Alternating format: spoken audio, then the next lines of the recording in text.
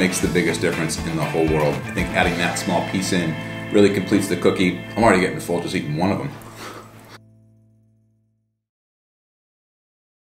Welcome back to the hub that contains all my YouTube videos, and welcome back inside where I cook all my food. Today we're taking another look at an original recipe. We're doing cinnamon raisin oatmeal protein cookies. It's a mouthful there, but man, are these delicious. It's another one of those recipes where we're mixing together some wet ingredients, mixing together some dry ingredients, combining the two for some anabolic goodness. Let's get things started by taking a look at the ingredients. Here we go. Oat flour, rolled oats, non-fat Greek yogurt, super low-calorie stevia brown sugar, creamy vanilla casein protein powder, raisins, vanilla extract, baking powder, baking soda, ground cinnamon, salt, egg whites. First thing we're gonna do here is get our dry ingredients mixed together. We're gonna start with 150 grams of oat flour going in. Then we need 50 grams of regular rolled old-fashioned oats in. Then we need 100 grams of our vanilla-based casein protein powder. Next we have 10 grams of Splenda, so 10 packets going in. 10 packets in, checking for any paper. No paper made its way in. Awesome. Next up we have 10 grams of cinnamon, measuring it out.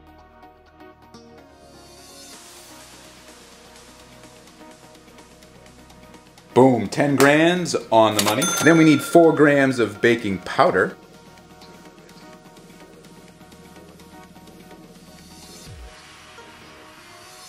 Four grams on the money. Then we need 5 grams of baking soda.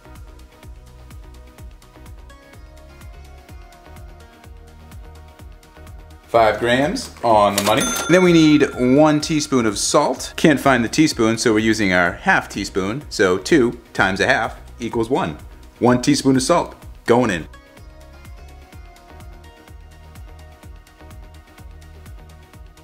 Boom, done. Sift her until you can't sift anymore. Good general rule of thumb. Don't sleep on this one. Makes a big difference as to how they're all incorporated. All right, good there. Now it's time to go on to the wet ingredients.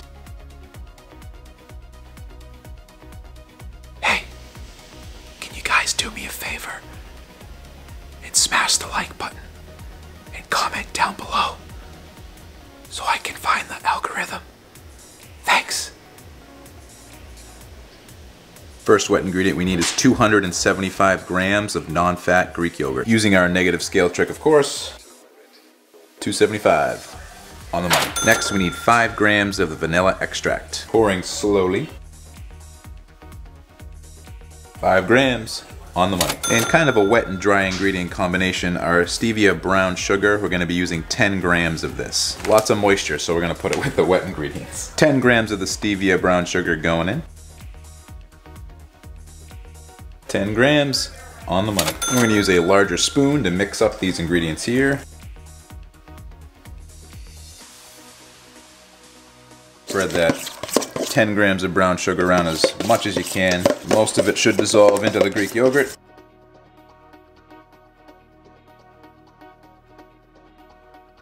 Spraying myself with yogurt here.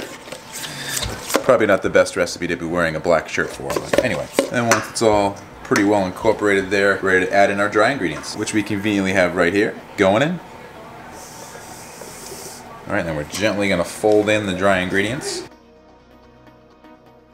Once you get it incorporated a little bit, put it down and give it a good stir.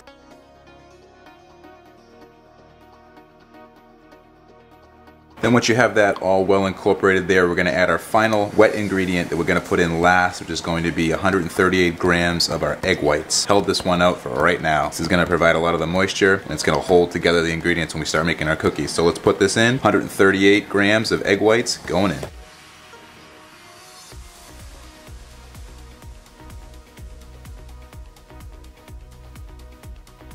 A little bit over to 139, but not going to be a problem.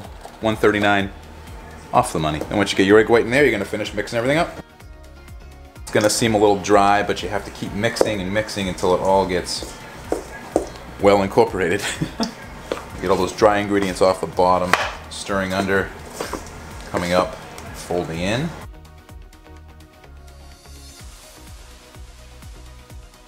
The dough's gonna look dry, but it's actually pretty moist, and it's gonna be perfect to form together the cookies with either spoonfuls or your hand. But before we do that, we have to add in our last ingredient before we start making these, of course, which is 60 grams of our raisins. You can't have cinnamon raisin oatmeal cookies without the raisins. And then you're gonna gently fold these in. You don't have to be too gentle, not like with blueberries, but just make sure you get them evenly dispersed amongst all the batter. Once you get them spread out pretty well, time to start forming the cookies. So we're gonna cover a cookie sheet with tin foil, spray it with some nonstick, and start making these cookies. Here we go. Okay, so we have our cookie sheet already sprayed with some nonstick here. About to start making the cookies, putting them onto the sheet. But before I do that, if you do find that your dough is a little bit too dry, you can add a little bit more egg white in. I would add in about 10 grams at a time at the most. If it's not feeling like it's moist enough, you can do that. You shouldn't need to, but in case your dough is not coming together the way you should, it's always an option. Let's start putting our cookies onto the sheet here. And you can use a spoon, you can do spoonfuls, or you can do it with your hands. I like to do it with my hands because then you can actually shape out the cookies.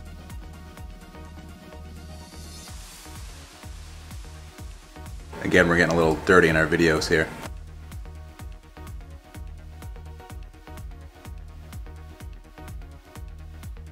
Alright, so as you can see, I reshaped them a little bit and I came out with 8. I don't know what it is about 8 cookies, but kind of like the number 8. So we got 8 of them. Divide them up however you like, but we're going to look at the macros anyway for the whole batch, and then you can divide them up however you want. 8 cookies. Alright, oven's preheated to 350 degrees. Now it's time to pop them in for 8 to 10 minutes. We'll take them out, let them cool for 10 minutes, and then we can do the taste test. Here we go.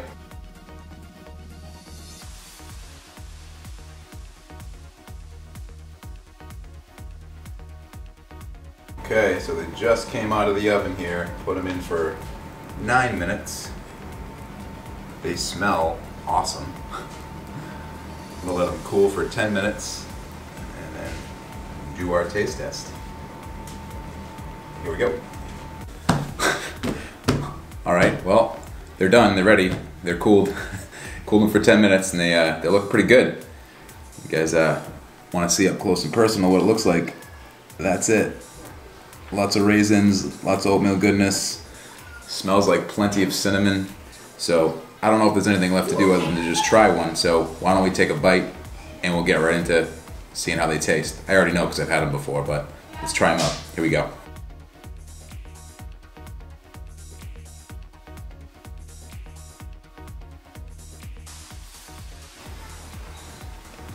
These are good.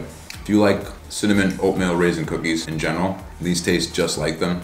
The texture is perfect. I think doing oat flour with some rolled oats in there as well provides a better texture. Also using the brown sugar instead of just using all like Splenda, regular Splenda type sweetener actually helps. It does add a few calories to the cookies, but by no means anything significant. I think well worth it for the flavor that you get in trying to capture what a cinnamon oatmeal raisin cookie should taste like. These just happen to be loaded with protein, not a lot of fat, hardly any at all per cookie. These are the real deal here. Nice and moist inside too. Not spongy, like sometimes cookies like this can feel spongy, but there's actually a really good cookie texture to it. I think the rolled oats help with that a lot too. Yeah, so I had these in the oven for 9 minutes. I think any longer they'd probably dry out a little bit too much. Probably depends on your oven, but I know in my oven 9 minutes was perfect for these. The last thing you want to do is dry these out. But the sweetness is perfect, nice and moist.